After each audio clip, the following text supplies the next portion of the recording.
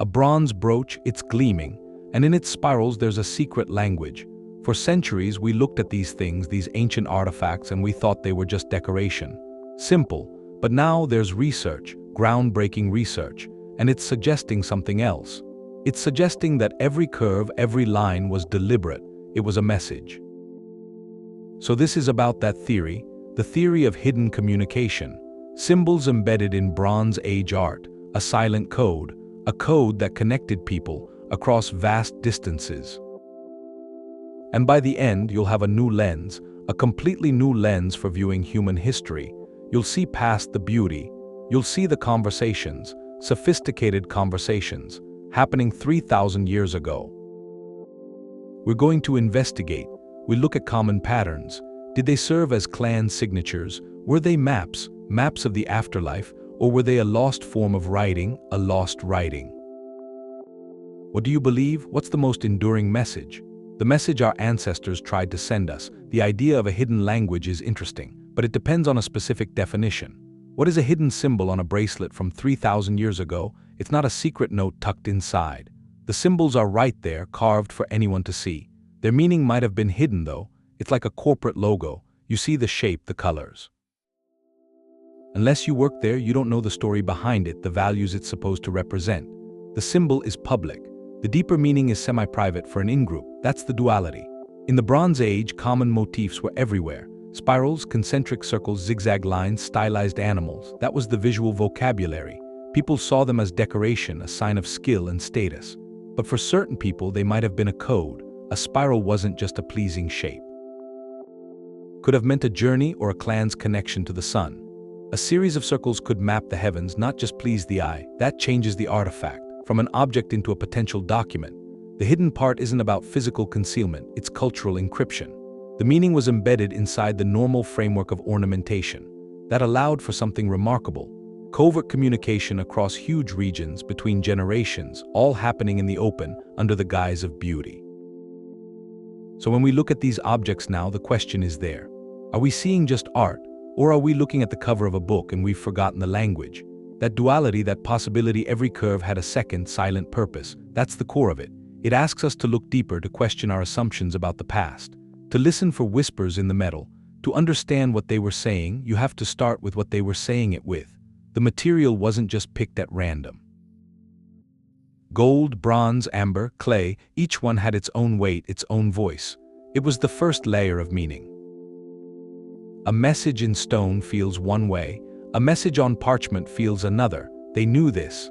The material was part of the code. Gold, for instance, that sun-like glow, it wasn't just for beauty. It was tied to solar gods, to ideas of eternity, of power. To put a spiral on a gold disc wasn't just decorating it, it was amplifying it.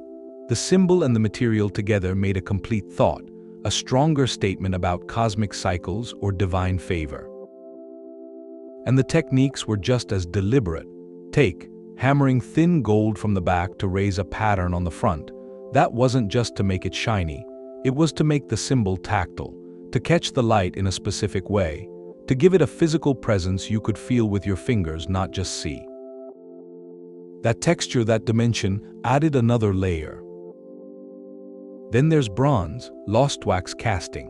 It allowed for incredible detail in objects meant to last generations. Ceremonial daggers, those elaborate brooches, a symbol cast in bronze wasn't stamped on the surface. It was born with the object, fused into its essence. That permanence means the message was meant to endure, to be passed down. And then placement, where the symbol was put, that tells you who the audience was. A pattern of circles hammered into the broadside of a big cauldron, an object for communal feasts. That was a public proclamation, a statement for the whole tribe to see, a shared anchor during a ritual. But take that same symbol, miniaturize it, weave it into the design of a personal torque, a neck ring worn on the skin. Now the message becomes intimate, a private talisman, a constant, quiet reminder for one person.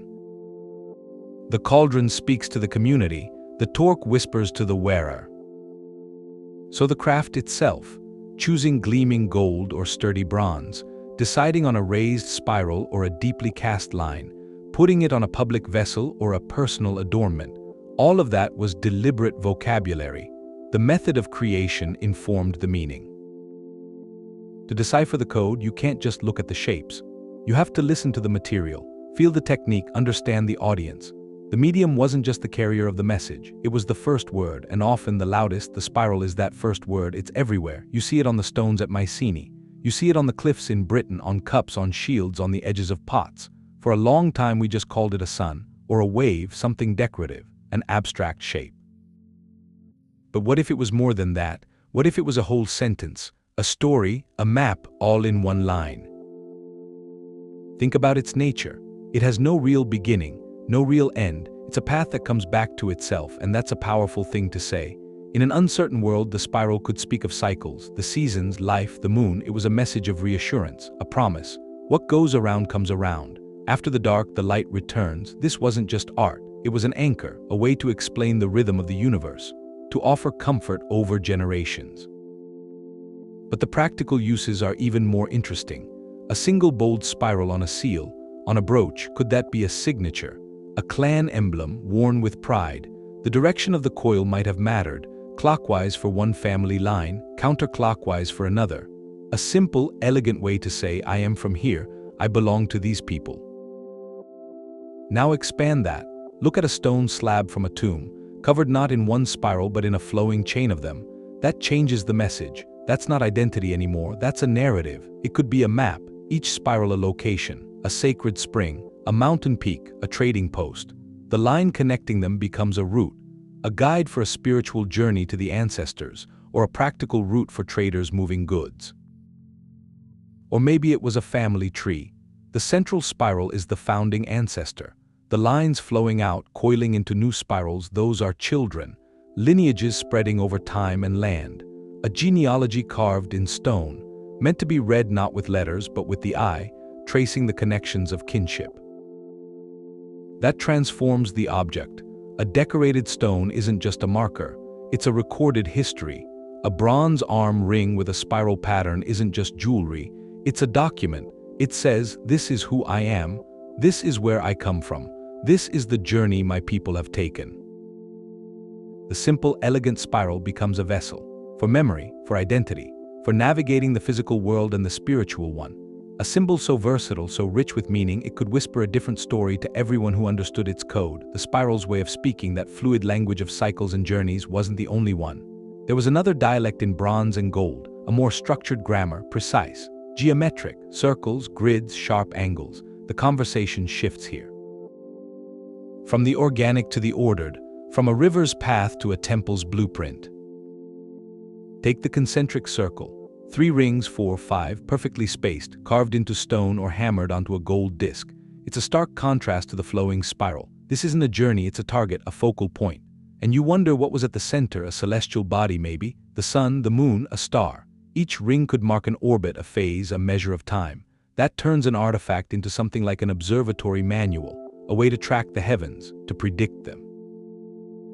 But the meaning could also turn inward towards society. Concentric circles are a natural diagram for hierarchy. The central point is the chieftain, the priest, the sacred hearth. Each ring out is another layer of the community. Family, then clan, then allied tribes. The design encodes social structure visually. It tells everyone their place, their relationship to the center. It's a map of power, worn as a badge or displayed in a communal space. Then there's the lozenge, the diamond shape. It appears on delicate gold lunuli from Ireland, those crescent necklaces, and on pottery in Central Europe. It's a sharp, generative form, often divided into smaller diamonds. It feels different. In many later cultures, this shape ties to ideas of the feminine, to fertility, to sown fields. In the Bronze Age, it might have been the signature of a specific earth goddess cult, a symbol of agricultural knowledge. That diamond grid could represent a field ready for planting, a promise of the harvest. It connected the wearer to the cycles of the earth, to the source of life itself. But the most intriguing of these geometric codes might be the checkerboard, the precise grid. This is where the idea of a systematic language feels strongest. A simple alternating pattern of squares isn't just decorative, it's fundamentally mathematical. It speaks of division, of order, of measured space. Found on ceremonial garments in Denmark or on the rims of drinking horns, this pattern implies a mind thinking in units and sequences. Could it have been a calendar? Each square a day or a lunar phase, the alternating colors marking rituals or seasons. Or was it a territorial map, dividing ancestral lands between families or charting the layout of a sacred enclosure? The repetitive, flawless nature of these grids suggests they were the domain of a specialized class. Think of the astronomer priests who might have created the sky disk with its precise gold inlays of stars and arcs. These individuals needed to communicate complex cosmic information across generations. A flowing spiral could tell a story of origin, but a geometric grid could calculate the solstice. It could plan the harvest. It could allocate resources. This structured symbolism points to a society developing a shared visual syntax for abstract concepts: order, time, territory, social rank. It was a language of control and knowledge, likely understood fully only by an elite few. So the spiral spoke to the heart of the community about cycles and belonging, and the geometric code spoke to the mind of the rulers about measurement and mastery. One was the language of the people. The other, perhaps, was the language of power. There was another language, a third one, more vivid. It didn't speak in lines or circles, it spoke in forms everyone knew. The stag, the bird, the boat, a human figure in a ritual pose. This was the language of life itself, zoomorphic and anthropomorphic imagery, and it was everywhere, from the Mediterranean cliffs to the Scandinavian shores. On the surface, they're just pictures. A bird etched on a golden cup, a stag carved on stone, a stylized human figure on a bronze pendant. But to call them decoration misses their function. In a world without writing, these were ideograms, compact symbols. They conveyed a complete idea, an identity, a story. Take the bird, it's a near-universal shorthand. But what did it say? On a Mycenaean seal, a bird might denote a messenger, the swift transport of goods or information. On a Nordic brooch, that same bird could be a soul's journey, a connection to the spirit world, a sky deity. The symbol was adaptable. But its core concept was movement between realms. That remained potent. Then the stag. This isn't a casual drawing, with its majestic antlers often shown larger than life on Scandinavian rock art. The stag was raw, untamed power. It could represent leadership, the authority of a chieftain. It could symbolize the vitality of the hunt, the prosperity it brought, or crucially, it could be a territorial marker. A stag on a boundary stone wasn't just art, it was a claim. It said these forests, these hunting grounds, are under the protection of this clan, or this spirit. It was a legal document written in antlers and stone, and the human figures, those forms, often in repetitive ritual poses, dancing, holding weapons with distinctive headdresses. These likely weren't portraits, they were representations of roles. A figure with a horned helmet might be a shaman, a mediator with the divine. A row of identical figures with spears could denote a warrior class. A social function. They were symbols of identity and duty, worn to communicate one's place, in the social order, in the spiritual order. The evidence for a shared language is standardization, a boat symbol on a cyclotic frying pan. Those strange artifacts from the Aegean, it bears a striking resemblance to boat symbols pecked into granite in Sweden.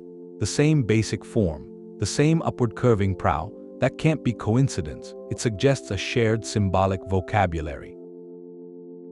One that transcended local dialects and vast geography.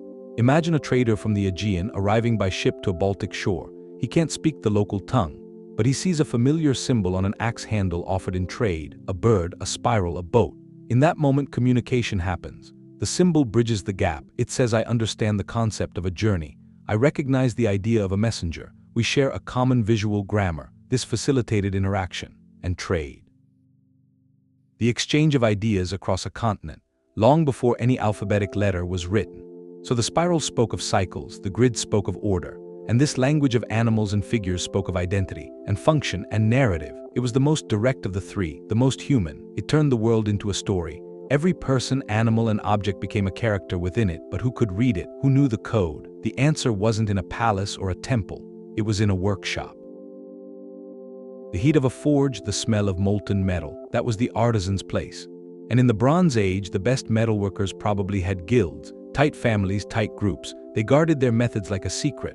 These people weren't just making beautiful objects. They were likely the scribes, the cryptographers, working in bronze and gold. Consider what they controlled, the whole process. Finding the rare tin to mix with copper, mastering the dangerous lost wax casting, the final polish. This wasn't common knowledge, it was specialized, elite, passed from master to apprentice, usually within a family. Their workshop was more than a factory, it was a repository, a library of skill and meaning. They wouldn't just teach an apprentice to carve a wax spiral, they'd teach him when to use it, what material to cast it in, what that specific spiral said about the person who ordered it. The symbol's power depended on doing it right, and these guilds held the rulebook. That control had an effect. It led to standardization. A spiral made in what's now Hungary followed the same rules as one from Denmark, because the knowledge moved along the trade routes with the artisans themselves. That created a network, a pan-regional visual language. A sword blade traded far from home still spoke something recognizable. The patterns on its hilt weren't just decoration. They were a brand, the workshop's signature. Mark of quality, of mystical power that traveled with the object, but it was also diplomacy. A chieftain giving a bronze cauldron with specific symbols to a neighbor wasn't just giving a costly pot. He was sending a coded message. The motifs chosen by the artisan for the patron could signal an alliance, or acknowledge a shared ancestor, or show a symbol for peaceful trade. The artisan guild, in doing this, acted as the diplomatic core. They made sure the visual language was precise, respectful, that it carried the right weight. A mistake carved in bronze could be as bad as a mistranslated treaty. So these people of the forge held a unique power. They were indispensable. They connected the practical needs of society with its spiritual aims. Through their hands, raw metal became a vessel for identity, for power, for dialogue. They didn't just make valuable things. They put the value into the form itself. And by doing that, they became the quiet architects of a communication system. One that helped shape the Bronze Age. One symbol at a time. The sun chariot was found in Denmark. It's from over 3,000 years ago, and it's made of bronze and gold. It's not just a figurine, it's a statement, and it's written in that same symbolic language. Everything about it speaks, the disc, the horse, the wheels, all of it. So you look at the golden disc first. It's covered in circles, in spirals, very precise lines. For a long time, that was just decoration, but it might be data, a diagram. Those radiating lines could be a map of the solar year. The spirals could be the sun's path, its rising and setting points through the seasons. It's not random, it's a model, a portable record of watching the sky. Then the chariot gives that model motion, the horse. In stories, horses pull the sun. They're creatures of journey, of cycles. Here the horse is time, the force that pulls the sun forward, day after day, season after season. And the wheels, their spokes aren't just for structure. In the low Nordic light, they'd cast shadows like sunbeams. A wheel is a symbol of return, of cyclical motion. But you put it all together, the inscribed disc, the horse, the wheels, the message becomes a full sentence. It says the sun, whose path we mapped, is pulled by the horse of time, on a wheeled journey across the sky. That changes what the object is. It's not just a ritual item, it's a teaching tool. A priest could use this model to explain the cosmos, to show the predictable machinery of the world. It made the abstract tangible. It blended art, which held the beauty, with early science, which recorded the patterns, and religion, which explained the sacred purpose, all in one handheld sculpture. The chariot is integrated communication. It doesn't use one type of symbol, it uses them all. The geometry of the disc, the narrative of the horse and chariot, the clan's signature maybe in the spiral style. It's a culmination, proof this language wasn't just for marking territory, it could articulate an entire understanding of the universe. And it did with a silent elegance. That still speaks across a golden chariot was a public statement, it spoke of cosmic order. But in the Aegean, power was being sealed in gold. The Mycenaean signet ring, a small object intensely personal, worn on a finger, its engraved face hidden against the skin, until you pressed it into warm wax or soft clay. That was the stamp, a signature, and the images carved there weren't random, they were curated, a kind of ideology. You can see a shift here, from communal symbols to a language of personal power. Mycenaean palaces used linear B script, that was for lists. Inventories of grain, chariots, people. It was administrative, practical, but the language of rule, of divine right, of social control, that was communicated through these rings. Their scenes are tiny narratives, breathtaking, a lion hunt, a procession of offering bearers, a goddess seated receiving gifts. To us, it's a beautiful miniature. But to a contemporary, it was a layered text. Take that common scene. A goddess receiving an offering. The figure is often a priest or a king. This wasn't just religious. It was a political contract carved in gold. By wearing this, the ruler affirmed his role, the sole intermediary, the one person who could commune with the divine for the people. The ring said, "My authority doesn't come from the army, not from a council, it comes from the gods. It is sanctioned, invisible but absolute." The hidden communication is in the specific vocabulary. The plants held by the figures, lilies, papyrus, these weren't just pretty. They could symbolize regions, fertile lands under control, or concepts like rebirth, purity. The animals present. Lions meant raw, heroic power to be conquered. Griffins, those mythical creatures, might denote a supernatural guardianship, a protection of the throne. Even the gestures mattered. The way a hand is raised, an object is presented. These were likely formalized codes, a language of ritual etiquette. It reinforced the hierarchy. When the ruler pressed his ring into a clay tablet sealing a treaty, he wasn't just authenticating a document. He was imprinting the entire ideology. The lion, the goddess, the offering. The recipient, another elite who understood this language, would see the seal and read the message. An alliance, yes, but also a reminder of where ultimate power resided. This made every signet ring wearable propaganda. It broadcast its message continuously on the hand of the ruler. And then, when used to seal a storeroom, a missive, a decree, it projected that authority onto the state itself. The symbol became action. It controlled goods, communication, law. So the Nordic artifacts spoke to the community about natural cycles. The Mycenaean rings spoke to a stratified society about political theology. They took the shared, ancient vocabulary, the animal, the divine figure, the ritual act, and sharpened it, a tool for governance. The hidden meaning was no longer about mapping the stars or tracing kinship. It was about legitimizing power. And in that shift, you see the evolution of symbolic communication, moving from explaining the world to actively controlling it. But that search for meaning, it has a real risk, the risk of seeing what we want to see. Of putting our own modern world onto these silent things from the past. That's the real challenge. You have to be rigorously archaeological. A spiral on a stone slab, it's not automatically a symbol of duality like a yin-yang. A zigzag line on a pot, it's not necessarily a lightning bolt for a thunder god. Those are our stories, our association. We can't assume they were theirs. The true meaning, it's locked in the context. That's the only key we have, so you look for patterns. Not just in the symbol itself, but where it shows up and with what. Does a specific set of concentric circles only appear on objects from memorial sites? Does a particular bird design cluster in one river valley and always on axe heads, never on jewelry? That's the detective work. It's slow, it's methodical. It means cross-referencing the dirt, the location, the type of object, the position of the body it was buried with. That archaeological context, that's the first layer. The most important one. Then cautiously you can bring in other tools. Comparative mythology, looking at stories and symbols from cultures that are historically connected or that face similar environments. Ethnography, studying how non-literate societies in more recent history used visual symbols in their daily lives, their rituals. This isn't about finding perfect matches. It's about understanding the possible range of meanings a symbol could hold for a society without writing. For instance, seeing how a spiral is used in traditional storytelling in one culture might shed light on its potential narrative function in another, thousands of years earlier. This disciplined approach, this layered method, it acts as a filter. It stops us from painting our own fantasies onto the bronze and stone. It keeps us from hearing messages that were never there. But by doing that, it does something more valuable. It sharpens your hearing.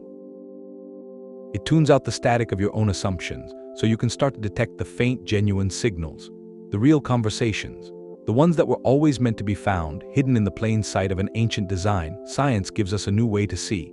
We can look at these old objects now, not just with our eyes, but with tools that see what time has covered up. There's a kind of digital touch first. High-resolution 3D scanning. It makes a perfect model of something you can move around. Every little cut, every tiny groove. So a researcher can look at a brooch from Denmark or a dagger from Greece without ever touching the real one. They can zoom in, turn it under a virtual light, see things a regular magnifying glass would miss. But then there's another method, even more revealing. Reflectance transformation imaging. It's a photography technique. It captures how light moves across a surface from maybe dozens of angles. What you get isn't just a photo. It's an interactive texture map. With this, you can see the faintest marks from a tool, the exact direction someone pushed a chisel 3,000 years ago, the subtle polish on one part of a spiral worn smooth from generations of people touching it. That tells you a story of use. Was this symbol added later quickly as an afterthought? Or was it the main point from the start, carved with slow, careful precision? The wear patterns are like a biography. They can show if something was a personal amulet handled every day or a ceremonial piece only brought out for special times, its symbols still sharp and clear. The technology shows the life of the object, and so the life of the symbol on it. Then there's the chemistry, X-ray fluorescence. It's a handheld device. It can tell you what a metal is made of without scratching it. It answers a simple, deep question: what is this? For a gold disc with circles on it, it might show the center is gold from one river and the outer rings are gold from another far away. That's not an accident, it's a deliberate choice. It could mean the piece was a diplomatic gift made from materials that stood for two tribes coming together. Or that different parts were added at different times, each new layer of metal meaning a new chapter in the object's story.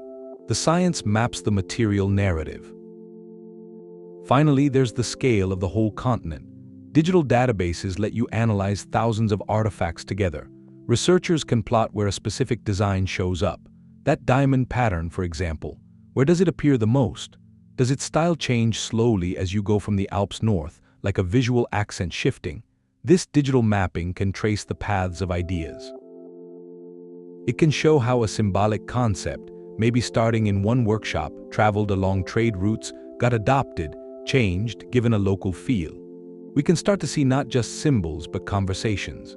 A call from one region in a spiral on a sword and a response from another in a similar spiral on a traded necklace. These tools don't give us a translation dictionary for the Bronze Age. We still have to figure out the words, but they give us something just as important: the magnifying glass to see the letters clearly, and the map that shows how those letters were shared across a world without borders. They let us finally ask the past much better questions. We have these patterns, these symbols that keep showing up, but we can't read them. There's no key, so we look at what came after, the earliest writing we can read. And they didn't start as letters, they started as pictures, just like these Bronze Age symbols. That shift from a picture to a letter, that might be the clue. Take Egyptian hieroglyphs. For a long time they were just seen as sacred art, mysterious carvings. Then the stone gave us the key, and we saw the system began with clear pictures. An owl meant the word for owl, a house meant house. These are logograms, one symbol for a whole word, but then it changed. Some symbols stopped being the thing they showed. They started to stand for just a sound. An owl picture could spell part of a word that had nothing to do with birds. And other symbols, called determinatives, were added at the end. They had no sound. Their job was to categorize, to tell you if the word before was a person's name, a city, a god. That evolution is a blueprint, from a straightforward picture to a complex system of sound and sense. It shows how a society builds a written language from a visual vocabulary they already have. Now look at Anatolia, modern Turkey. The Hittites used a hieroglyphic script. Its earliest forms look strikingly similar to the symbolic motifs we see in Bronze Age art from that region. Stylized animals, suns, hands. It strongly suggests the Hittite scribes didn't invent from nothing. They were formalizing a visual language that had been in use there for centuries. They took an old symbolic grammar and gave it a strict new syntax. Then there's the Indus Valley script. On thousands of small stone seals from Mohenjo-Daro and Harappa, it's undeciphered. We don't know what it says, but we can see its structure. The same short sequences repeat. They appear in a consistent order. They're on administrative seals, likely for trade. This isn't random, it's a system. It has rules. It was meant to convey specific, repeatable information, probably names, titles, quantities. So bring this back to the Bronze Age spirals and stags. By comparing, we can ask sharper questions. Was a single stag on a boundary stone acting like a logogram? Did it just mean stag, or an abstract idea like territory? And those geometric grids, could they have functioned like determinatives? A grid pattern alongside other symbols might have no sound of its own. Its job could be to tell the viewer the symbols that follow relate to land measurement or to time. This lens changes how we see the artifacts. It suggests these people weren't just making pretty patterns, they were experimenting, taking the first steps on the same path other cultures would later walk to create full writing. Their system may have been proto-literate, not quite writing but more organized than simple art, a transitional phase, in that long struggle to make thought permanent, to send a message that could outlast a voice and speak across the silence. A symbol wasn't just a message for the living. It wasn't only a map for the soul, it was a social tool. In a world without writing, your identity wasn't on paper, it was on your body. A specific spiral pattern on an arm ring, a particular style of bird on a brooch. These weren't just decoration, they were identifiers, a visual language for belonging. Think of a modern uniform. The insignia, the medals, the cut of the cloth. You see rank, unit, honors all at a glance. The Bronze Age worked like that, but the uniform was personal. It was what you wore. A bronze pin with a complex geometric pattern could announce you as part of a high-status clan. A dagger with a unique hilt might mark a warrior who had proven himself or who served a specific chieftain. Your jewelry was your resume, your public profile. Worn for everyone to see and to understand. This created an instant visual hierarchy. In a crowded trading post at a large gathering, you could assess who was who. A person wearing gold lunuli with a precise lozenge pattern. That might mean a wealthy agricultural lineage, a keeper of planting lore, someone with stylized stag motifs. That could signal a hunter, a leader, someone connected to the forest's power. These symbols helped you navigate. They told you who to approach for trade, who to show deference to. Who might be an ally from a distant but symbolically linked tribe. It was a non-verbal social network, operating in real time across the barriers of spoken language. And the communication didn't stop when a person died. It often became more deliberate, more permanent. The deposition of these marked items in hoards buried in the earth or placed at a memorial site, that was a final statement, a message sent to the ancestors and the gods. Burying a chieftain with his bronze torque, his ceremonial axe marked with his clan's spiral, that wasn't just respect, it was a declaration. It said to this individual held this rank, belonged to this line, wielded this authority. Ensure his place among you reflects that. A community hoard, buried during conflict or upheaval, often held items from multiple families, each with their own symbols. This act of collective deposition could be a ritual contract, a prayer for protection that also reinforced the bonds between those clans. It showed unity, facing uncertainty together. So these artifacts change. They're not just personal adornment, not abstract art. They become social documents. Bronze pins, gold discs, amber beads. They were the physical nodes in a vast ancient network, a network of power and belonging. The hidden communication was a continuous silent dialogue between members of society, between the living and the divine, reinforcing hierarchies, sealing alliances, negotiating identity. To understand this social code is to see past the metal and stone. It's to see the people, to see the intricate web of relationships they wore on their bodies, and took with them as proof of who they were into the earth. That silent talk among the living, it had another side, a parallel conversation but aimed at the unseen. A lot of the most powerful objects, they weren't found in homes. They were set apart, in the deep earth or the still water of a bog or placed at a memorial site. And that context, it changes everything. The audience shifts. The symbols aren't for people anymore. They become a language for the divine. Think of a ceremonial axe, beautifully cast but never used in battle. Its blade might have an intricate pattern, interlocking spirals. To us, that's decoration. But in its original intent, that pattern could have been a prescribed formula, a kind of activation code. The act of crafting it with the right technique and the right material that was believed to imbue the object with power. It turned a tool into a vessel. The symbol wasn't for a warrior to admire. It was an address, a dedication.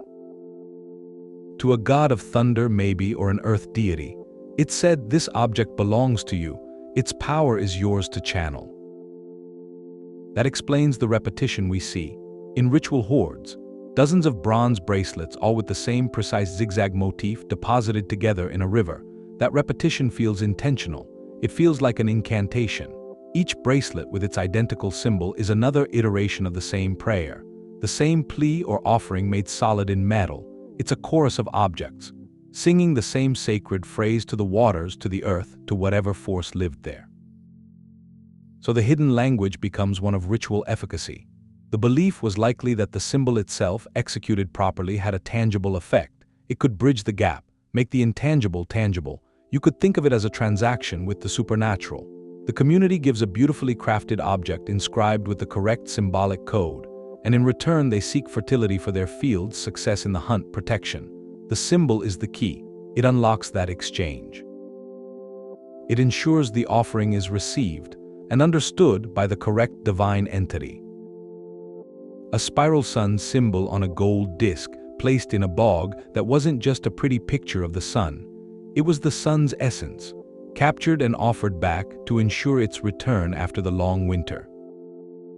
This ritual use, it also explains why these symbols were so carefully guarded by artisan guilds.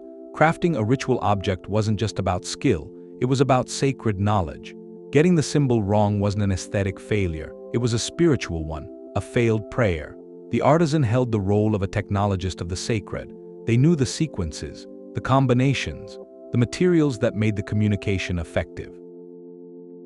Their workshop was where the material world got encoded with messages for the spiritual one.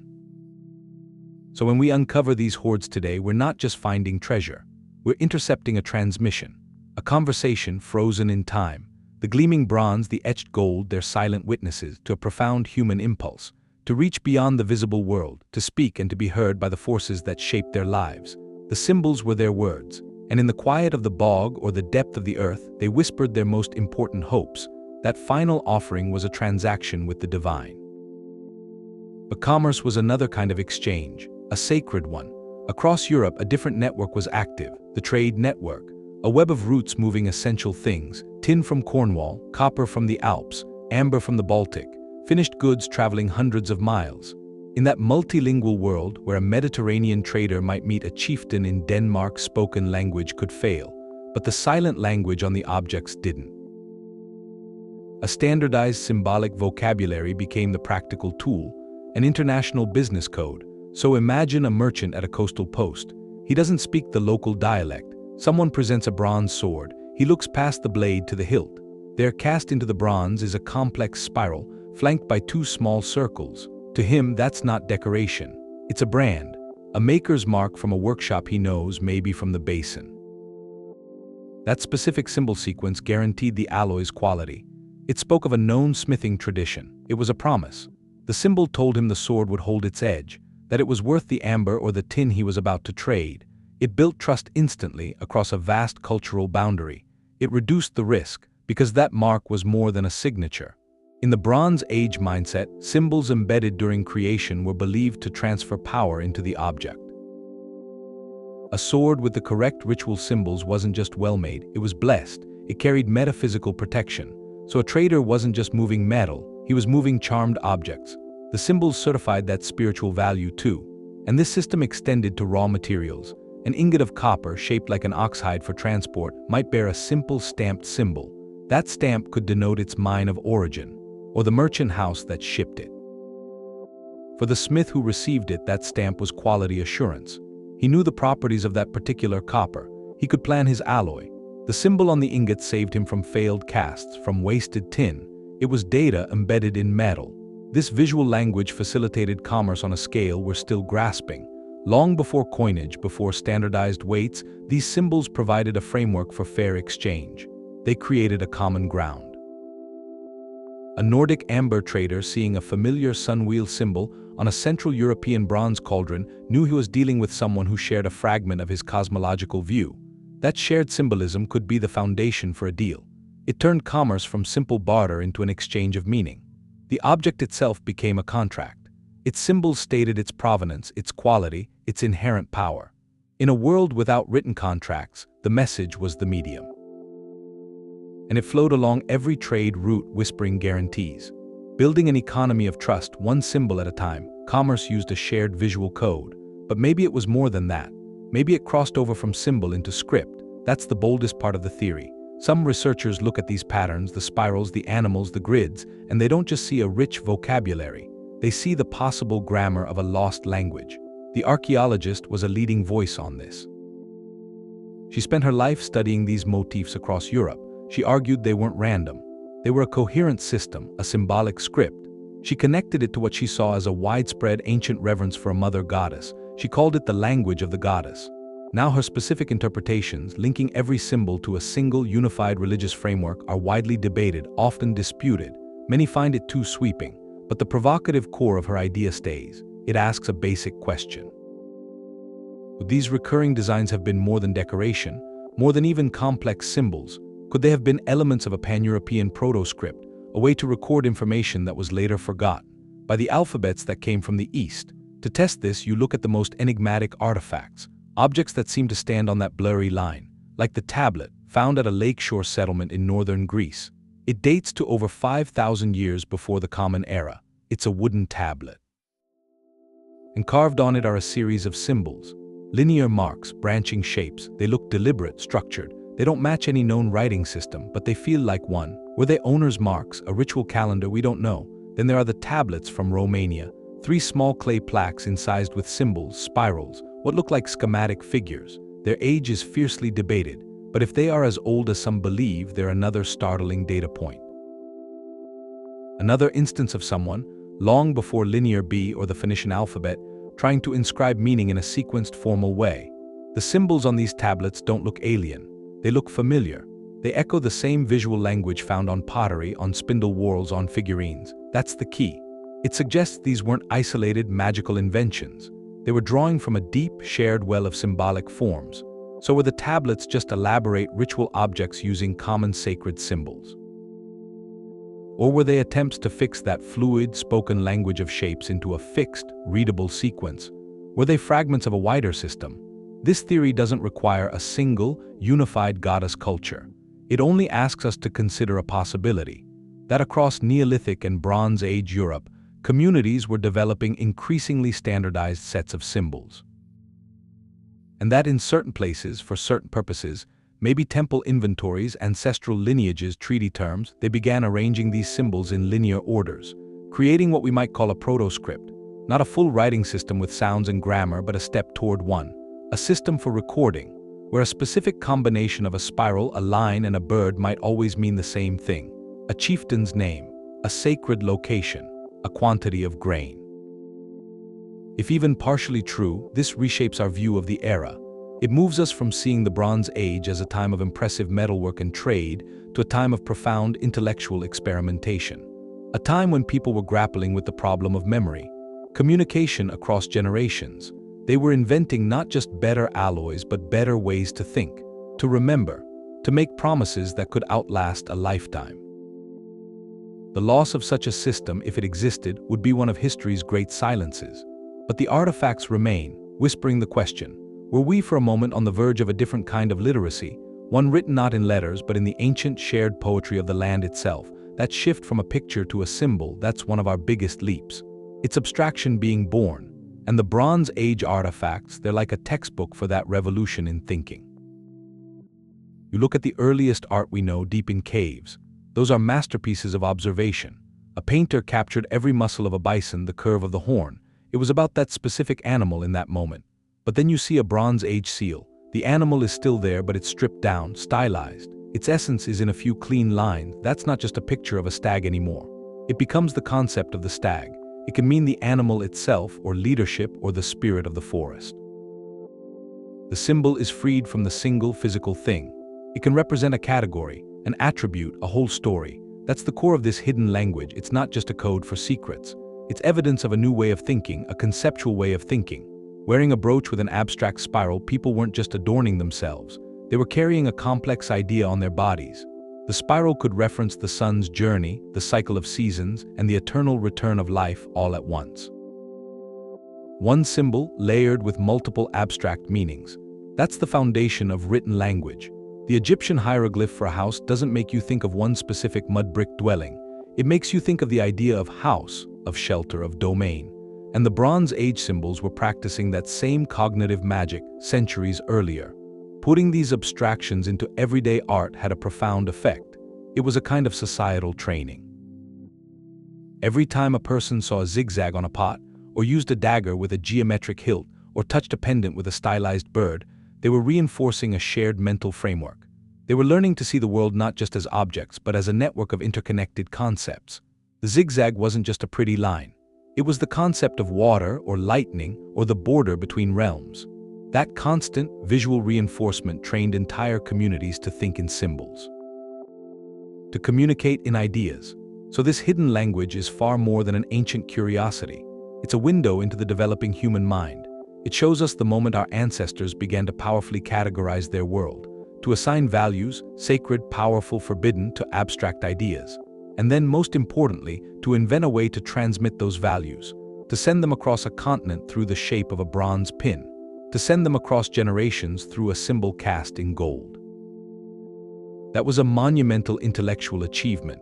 It was the quiet, beautiful groundwork for everything that followed: philosophy, mathematics, literature.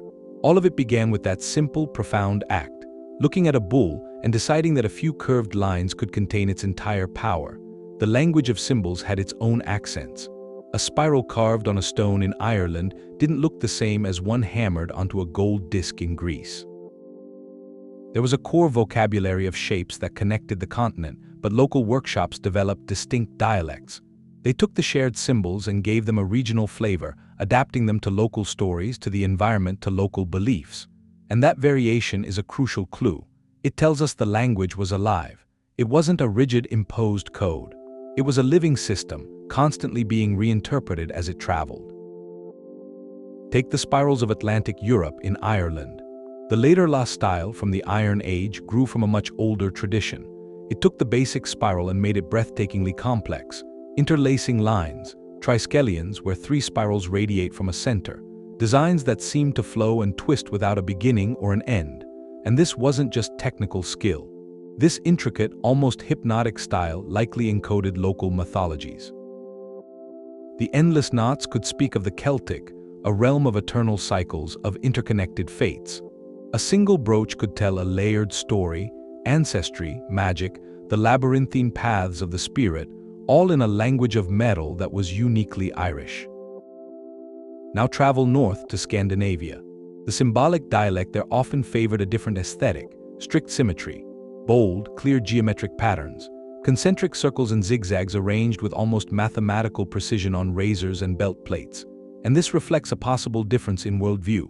Where the Irish style evokes fluidity and mystical connection, the Nordic preference for order might speak to a culture attuned to the harsh, predictable cycles of their environment.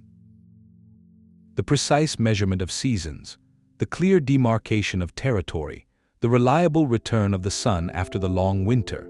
Their art mirrored that need for cosmic and social order, carved in clean, unwavering lines.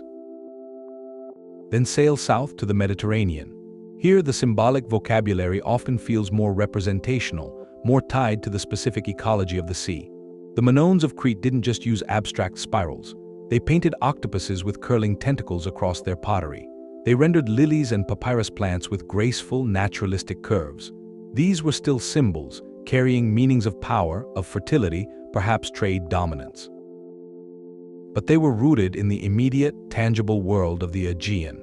An octopus wasn't an abstract concept of the deep. It was a master of the local sea, a symbol of its mystery and bounty, integrated directly into the visual language. And these regional dialects weren't closed systems. They bled into one another along trade routes.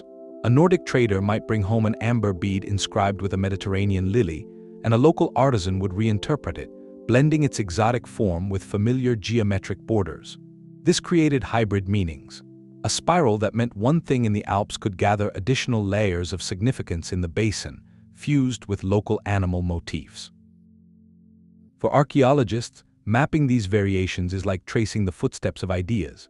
By following the subtle changes in a single symbol, how a sun wheel gains extra spokes as it moves east, or how a lozenge pattern becomes more elaborate in a river valley rich with metal ore, researchers can chart ancient interactions. They can propose migration routes, identify centers of cultural innovation, and watch the slow, fascinating evolution of a thought. It shows us that the Bronze Age mind was both connected and fiercely local. They shared a continent-wide conversation, but each community whispered in its own distinctive voice, adding its chapter to a story written not in words, but in the beautiful, silent dialect of design. Alphabets changed everything. The Phoenician script, then the Greek one, spread across the Mediterranean. It was a new kind of fire. They were revolutionary, but not because they were beautiful. They were efficient. Each symbol was a sound, not a whole idea. With just 2 or 3 dozen characters, you could write any word, any name, any complex thought. It was a tool of unprecedented power. And over centuries, it made the old symbolic language quietly obsolete. Why encode a treaty in the spirals on a ceremonial axe when you could write the exact terms on a clay tablet? Why rely on a guild of artisans to inscribe a chieftain's divine right in gold when a scribe could write his genealogy on parchment? The alphabet was faster, more precise, and crucially more democratic. It didn't require years of apprenticeship in a sacred craft. The old system, for all its beauty, was esoteric, a language of the initiated. The new writing was a language of the marketplace, of administration, of law. It could record the nuance of human speech, the specific tone of a promise, the exact amount of a debt, the subtle turns of a new story. This was a profound shift. One of the most important in human history. The move from image-based thought to phonetic recording. The symbols didn't vanish overnight, of course. They persisted. You can see the old spirals and meanders on later Greek pottery, on Celtic metalwork, woven into the borders of medieval manuscripts, but their function changed. They became decoration. Their specific communicative power, that layered code of clan and cosmos, slowly faded from memory. What was once a loaded statement became a pleasing pattern, a beautiful relic of a forgotten grammar. The hidden language was no longer needed to be hidden because a louder, clearer voice had taken its place. This transition marks the true end of that symbolic age. It wasn't a violent collapse. It was a slow forgetting. A magnificent, continent-spanning conversation gradually fell silent, not because people stopped talking, but because they had learned to speak in a new way. The artifacts remained, gleaming in the earth, holding their secrets even. Now they were truly hidden, not by intent but by time. Their messages waiting not for a contemporary who understood the code, but for an archaeologist from a distant future, armed with new tools and new questions. Trying to hear the whispers again. That slow forgetting of the ancient code wasn't an end. It was a change. The symbols themselves, they never really went away. You just have to look. We live in a world now that's full of a new visual language. Corporate logos, traffic signs, the emoji on your screen, even the QR code you scan. These are our modern spirals, our modern stags. We've built a society that communicates through simple, powerful images more than ever. That makes the Bronze Age system feel less like a distant mystery, more like an ancestor, a familiar one. Their struggle was to take a complex idea and compress it into a clean, memorable visual form. That's the exact same struggle a graphic designer has today. A successful logo has to convey a company's entire identity, its values, its promise, all in a single glance. Just like a spiral on a torque conveyed a clan's entire connection to the cosmos, we're still using symbols to build trust, to signal belonging, to communicate across barriers at a speed words can't match. The medium changed, from hammered gold to pixels of light, but the fundamental human impulse is identical. We are still encoding our world. And beyond the practical, these ancient shapes tap into something deeper. The spiral, the circle, the cross, the labyrinth. These are archetypal forms. They resonate on a level that comes before language. A child will draw a circle instinctively. We're drawn to the symmetry of a mandala, the endless path of a spiral. These forms feel fundamental because they are. In many ways, they're maps of our own experience. The circle speaks of wholeness, of cycles and containment. The spiral speaks of journey, of growth and evolution. The Bronze Age artisans weren't inventing these meanings from nothing. They were giving form to primal patterns. Patterns the human mind already recognized in the turning of the seasons, in the coil of a shell, in the structure of a galaxy. They made the invisible rhythms of life visible. And because those rhythms are universal, the symbols keep their power. An artist painting an abstract spiral today might have no knowledge of Bronze Age. An architect designing a building around a central courtyard might not, yet they're channeling the same archetypal energy, giving shape to the same deep-seated human concepts of center, of journey. That's why studying this lost language does more than just illuminate the past. It holds up a mirror to our own minds. It shows our enduring need to communicate in layers, Words are for the conscious mind, for contracts and for stories, but symbols speak directly to the subconscious. They bypass logic. They tap into emotion, memory, intuition. A national flag can stir a feeling no speech can fully capture. A religious icon conveys devotion in a shape. The Bronze Age system shows us this dual-layer communication. The practical and the profound, the social and the spiritual. It's not a modern invention. It's a foundational human strategy. By understanding how they wove meaning into metal, we better understand why a simple shape on a screen can make us feel connected, or why an ancient pattern carved in stone still feels strangely significant. We are still whispering to each other, and to ourselves, in the oldest language we know. The symbols were never truly lost. We just forgot how loudly they were meant to speak. The search for meaning can drift into fantasy. There's a real appeal to a grand, unifying theory, one answer that explains it all. It's tempting to see these spirals and imagine a lost supercivilization or visitors from the stars. Those stories are compelling, but they overlook the actual people of the past. Good scholarship moves us away from those monolithic myths. The evidence points somewhere else. To a more human story. Independent invention, slow cultural borrowing, pragmatic adaptation. A spiral in Ireland and a spiral in Greece, that's not proof of a single Atlantean architect. It's more likely evidence of a powerful primal idea.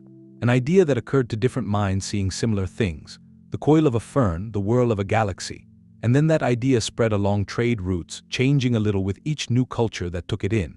That process is called diffusion. It's how ideas have always traveled. It's messy, it's slow, it's collaborative. It doesn't need a mysterious master race. It just needs curious, connected people. Then there's another persistent myth, one that paints the Bronze Age in a specific, idealized light, a widespread, peaceful, matriarchal utopia devoted to a mother goddess. The symbolic reverence for fertility and nature is clearly there, but the archaeological record complicates that simple picture. The artifacts tell a more complex tale. Those beautifully inscribed bronze daggers weren't just ceremonial. Many show signs of sharpening of use. You find elaborate symbols on the hilts of swords, on chariot fittings, on armor. This wasn't a world without conflict or hierarchy. It was a world that, like ours, held both the creative and the destructive intention. The same workshop that cast a delicate gold sun disk could also produce a lethal spearhead. To ignore that is to flatten these people into a fantasy. They weren't one-dimensional archetypes of peace or war. They were inventors, traders, warriors, farmers, priests. Their spirituality was woven into every part of a challenging, real world. Setting aside these captivating but unfounded stories doesn't diminish the past. It honors it. It clears a path for a more nuanced, evidence-based understanding, to meet the Bronze Age mind on its own terms. And what emerges is a picture that's more impressive than any myth. It shows people who were astonishingly inventive, deeply pragmatic, spiritually profound. They didn't need aliens to teach them to watch the stars. They didn't need a lost paradise to inspire beautiful art. They observed their world with keen eyes. They solved practical problems with innovative technology. They sought meaning in the cycles of life and death. Their symbolic language was the tool they built to navigate all of that. It was the product of their own remarkable ingenuity. A quiet, persistent conversation across generations, etched not in fantasy, but in the enduring reality of metal and stone. Deciphering this ancient language isn't a closed door. It's an open invitation. The work of understanding these symbols, it's not locked in university vaults anymore, not behind museum glass.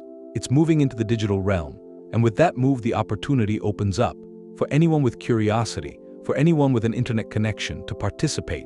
This is interactive archaeology. Imagine having a world-class museum collection on your screen, at home. That's not a fantasy. Institutions everywhere are digitizing their holdings. They're uploading thousands of high-resolution photographs, Bronze Age artifacts. You can zoom in on the intricate spirals of a Nordic brooch. You can rotate a 3D model, a Mycenaean signet ring. You can examine the wear patterns on a bronze axe head from your living room. That access changes you from a passive viewer to an active observer. Your task is simple. It's profound. Train your eye. Look for the patterns we've talked about. Does that style of concentric circle only appear on arm rings? From one specific river valley? Does a bird symbol, one with a forked tail, appear on pottery in one region, and then on weaponry in another centuries later? Start documenting what you see. Note the object type, the material, the estimated date, the geographic location. Your observations, they gather alongside others. Thousands of other curious minds, they become data points in a vast, crowdsourced research project. There are platforms for this, scientific initiatives. They welcome public input, especially for cataloging rock art. Researchers can't physically examine every carved stone, not across a whole continent, but a global network of volunteers can, each person studying a local site or a digital archive. Together, they can map the distribution of symbols with a detail that was impossible before. This collaboration builds a living database, a global one. It lets patterns emerge. Patterns a single scholar might miss over an entire lifetime. And this is the thrilling possibility. Your keen eye, while looking at a bronze disc from Hungary, you might notice a symbol combination, and you recall seeing it on a pot shard from Spain. You make the connection, you flag it. That single observation could be the key. It could reveal a trade route no one knew about, a migration of artisan knowledge, a new symbolic word in this ancient visual vocabulary. You become part of the decipherment process. It's proof. Discovery isn't a solitary pursuit anymore.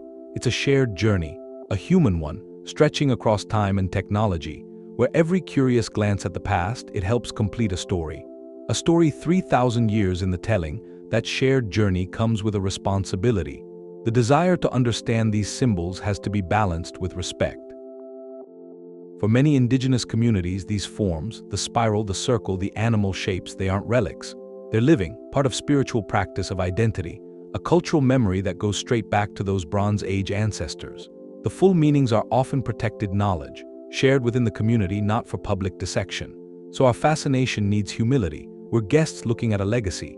We're not owners of a decoded secret. Ethical archaeology recognizes that boundary. It seeks collaboration, to learn from living traditions and to honor a community's right to control its own heritage. This isn't about blocking knowledge.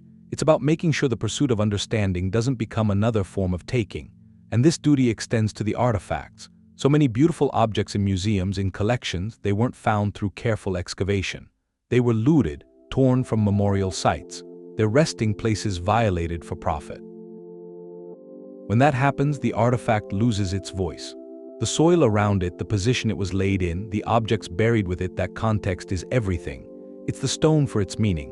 Without it, a golden disc is just a pretty object. We can admire the craft, but the true message is silenced. Its connection to a specific person, a ritual, a moment in time, is gone. Supporting real research means valuing context over possession. It means advocating for sacred items to go back to their communities, so they can be honored as they were meant to be. As enthusiasts, we can choose to celebrate the discoveries made through patient work that preserves the story, not just the prize. In the end, this shifts the goal. We're not decoding to claim ownership, to say we've solved a lost language. We're listening, to honor the conversation. The Bronze Age mind did something extraordinary. They built a bridge of meaning across a continent without a single written word. That achievement belongs to all of humanity's story. Our role is to appreciate the elegance of that bridge, to study its architecture with care, and to make sure that in our eagerness to cross it, we don't damage the foundations. We seek understanding not as conquerors of a mystery, but as students, respectful students of a shared past. The symbols ask for our attention, and they ask for our reverence. In giving both, we keep the deepest part of their message alive. That respect for the past is also a compass for the future. And the journey to understand this silent language, it's far from over. New frontiers are opening. They're powered by tools our ancestors couldn't have dreamed of, but they're aimed squarely at their world. One promising path leads into big data and artificial intelligence. Think of the millions of artifact images, all digitized now. For a human researcher, spotting subtle pattern variations across that ocean of data, that's a monumental task, a lifelong task. But machine learning algorithms can be trained to do something remarkable. They can scan, classify, and compare Bronze Age motifs on a scale that's just impossible for us. An algorithm might analyze 10,000 spiral designs from across Europe in an afternoon. It could detect minute stylistic shifts that trace the migration of an artisan guild. Or it could reveal that a specific combination, a zigzag and a circle, previously thought random, consistently appears on objects from memorial sites near copper sources. These are connections hidden in plain sight. They're waiting for a new kind of perception to reveal them. This isn't about replacing the archaeologist's intuition.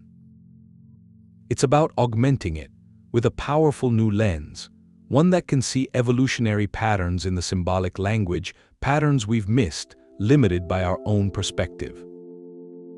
Another frontier is hands-on, deeply human, experimental archaeology. This isn't just theorizing about symbols, it's about feeling the process.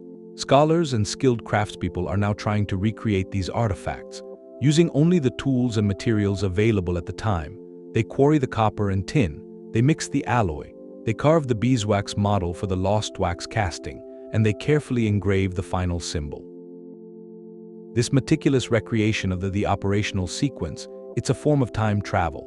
It reveals the hundreds of tiny decisions an artisan made, how much pressure to apply with a burin to get a crisp spiral line, how the viscosity of molten bronze affects the final clarity of a cast symbol. In these physical choices, we glimpse the thought process. We begin to understand which steps were sacred, which were purely technical, and where the symbolic meaning was literally forged into the object. It turns an abstract theory about communication into a tangible reality, a sweaty and brilliant reality. Perhaps the most ambitious horizon lies in synthesis, interdisciplinary studies, weaving together threads from genetics, linguistics, and archaeology, as scientists map ancient human migrations with greater precision through DNA, and as linguists reconstruct the echoes of very old languages, a new possibility emerges. Could we one day link a specific set of symbols prevalent in a certain region during a specific period to a known language family, for instance?